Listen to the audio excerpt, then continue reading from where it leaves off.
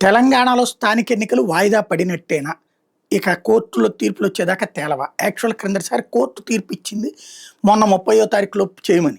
ఆళ్ళు చేయలేదు.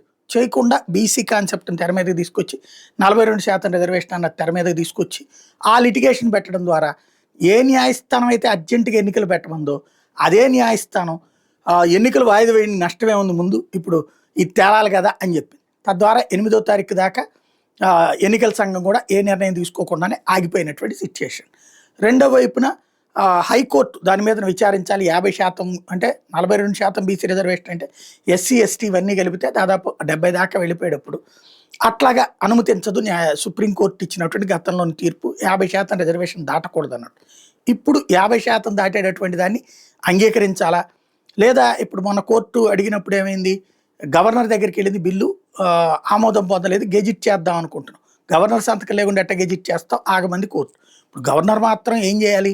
కోర్టు తేల్చాలి. అది 50% పైన ఎట్లా పెడతా నువ్వు తీర్మానం చేసి గవర్నర్కి పంపించావు, ఆ వంకతో నువ్వు మళ్ళీ ఏళ్ల తరబడి ఎన్నికలు ఆపడానికి డ్రామాలు ఆడుతున్నావు అని అడగాల.